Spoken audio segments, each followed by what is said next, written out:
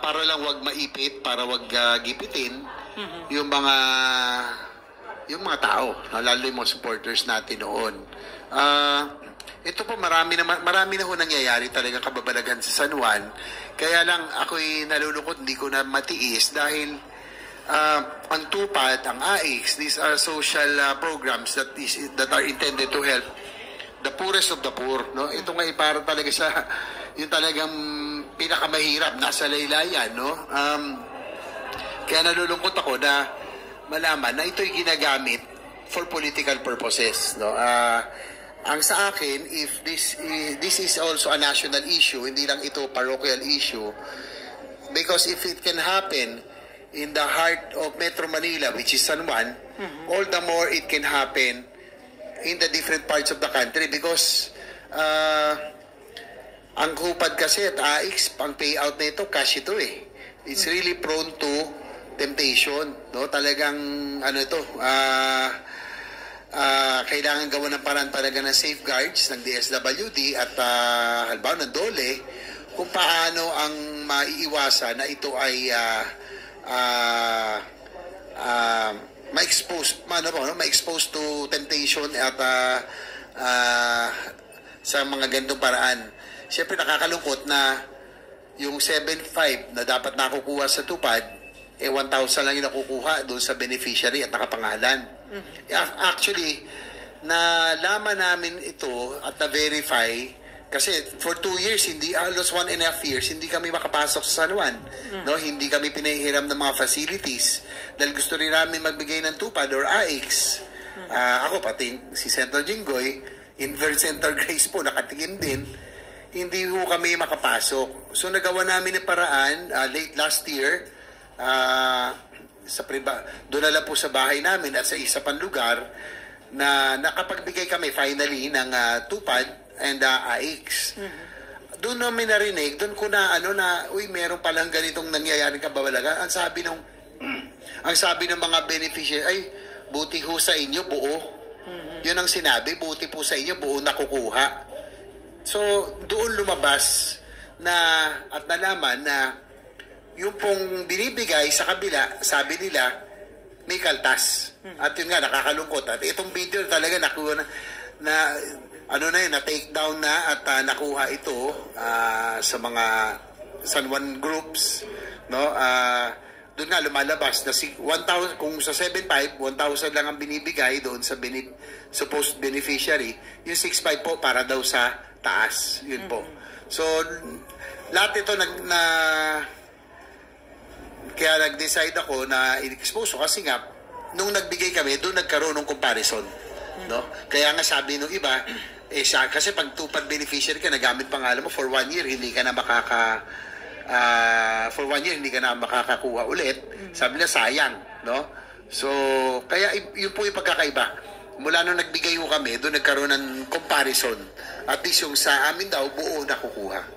Sir, the mere fact na kino-question ni Mayor yung video kung yung hindi daw verified, yung bang mga complainants, yung mga nakaranas na kickback o nakaltasan yung kanilang ayuda, handa po ba sila na gumawa ng sworn affidavit at handa silang mag-testify dito sa Senate? Well, opo. Meron may mga ilan pong malalakas sa loob kasi medyo may pagka-vindictive. Alam kasi nila ang San Juan ngayon talagang they are being terrorized. No? People are being terrorized, lalo na yung mga for political. Kasi malayong-malayo, no? Very deceiving kasi. Si Mayor Zamora, pag nagsalita, soft-spoken, no? Kala mo, no? Napakabait. Para itong pelikula lang eh. Pag nasa on-cam, kaya lang, off-cam naawa ko dun sa mga tao. Kasi politically, ang sabi ko sa kanya, tayo na lang mag-away, kawawa naman yung mga tao. Diba? I think I also brought up the issue of the city employees, mga department heads at that na, di ba, kung yung malala, nag-privilege speech ako na after 3 years, hindi pa rin binibigay yung kanilang terminal leave, which is money that is theirs. Hanggang ngayon po, as we are talking right now, may mga 11 pa, no, out of the 30 plus dati, na hindi pa rin nakakakuha. So nakikita niyo yung pattern ng kanyang pagka-vindictiveness. Kaya as much as possible, ayoko nga sanang nagdalawang isip ako rito na ilabas dahil gigipitin na naman yung mga tao. Pero may mga naglakas loob naman, no? Sana ay kung magpapatuloy investigasyon dito sa Ayuda Scam, sila po ay maglalahad kung ano po yung nalalaman nila. Pero sir, di ba na-refer sa Blue Ribbon Committee itong privilege speech nyo? So in case na mag-schedule na ng hearing ang Blue Ribbon, kasama ba sa inyong gustong ipatawag si Mayor Francis Zamora? Siguro yung mga involved na officials na nabanggit, no, to shed light, no. Ang nakakalungkot dito. So aside from doon, sige, kikwento ko na lang.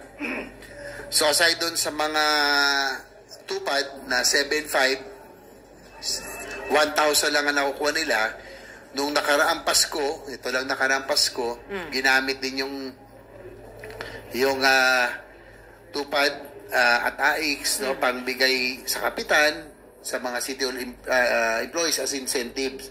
Kasi po, nag-mayor din naman ako. Siyempre, pag mayor ka, yung mga barangay officials, barangay captain, barangay kagawad, binibigyan ng pamasko. No? Usually sa amin, out of 4 own packets. Pero ang ginawa po dito, kakaiba.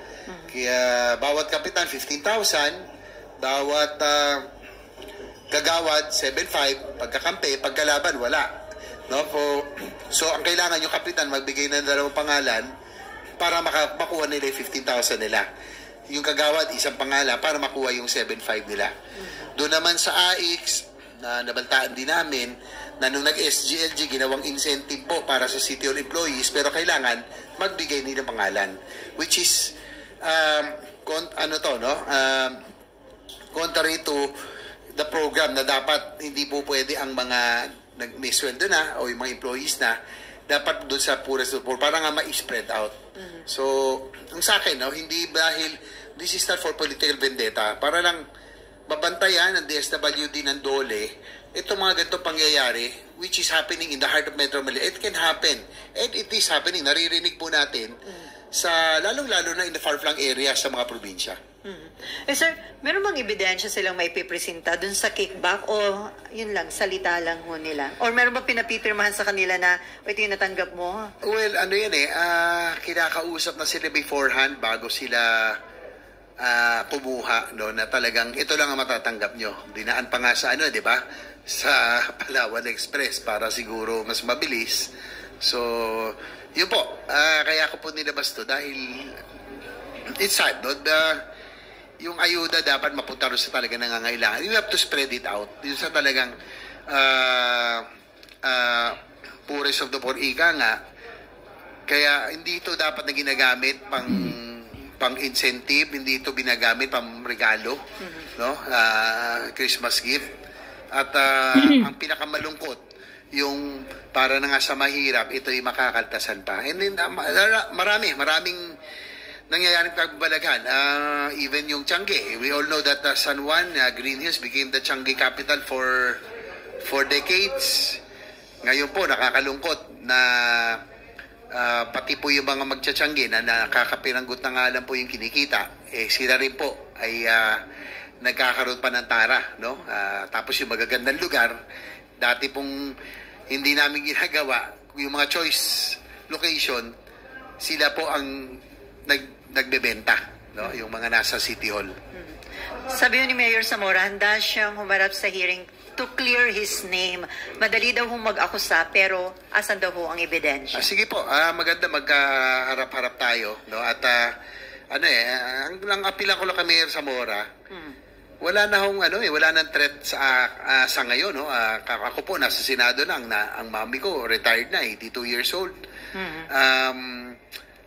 Ang apila ko lang, sana kami na lang mag-abangayan sa politika. Ang kawawa yung tao, no. Yun ang hindi ko talaga matiis, dahil every time magsasalita ako, binabawian naman yung mga tao, yung maliliit, no. Hindi ko nga alam minsan, inisip ko lang, ano bang ginawa ng San Juan para to deserve a leadership like this, no? Panay, vindictiveness, no? Hindi yung maganda yan. And the people of San Juan can attest to that. Maraming takot dahil sila po nakaupo, pero common knowledge po ang nangyayari. Sir, possible ba Yan. Aba. Mayor ng San Juan, ano bang nangyayari sa iyo? Vindictiveness daw ang ugali mo.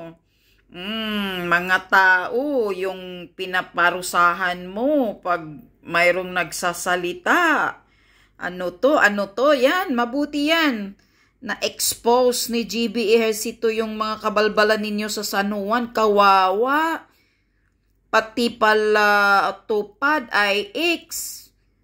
Kinikikika ninyo, kinikikbaka ninyo, ginagamit nyo na naman sa pampolitiko. Yan, maliwanag yung expose ni JV Ejercito about dyan sa San Juan, Manila.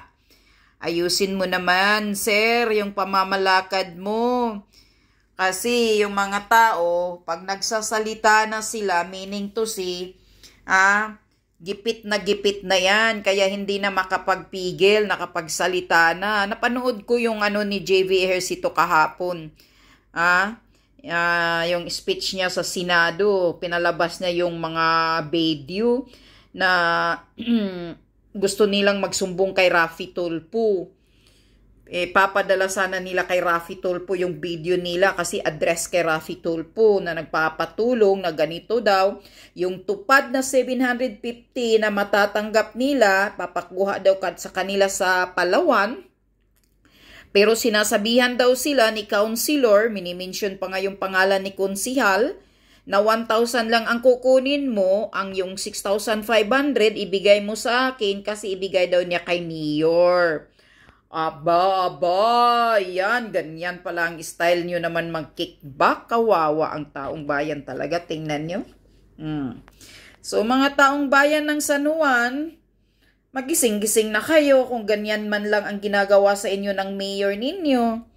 Sana matuto na kayo kung sino ang mali at alin ang karapat-dapat na magiging ninyo, leader dyan sa San Juan. Yan lang. Kailangan GV Ejercito, imbestigahan mo yung mayor ng San Juan. At saka ilalantad mo yung mga nagbubulgar sa katiwaliang ayuda scam ng San Juan.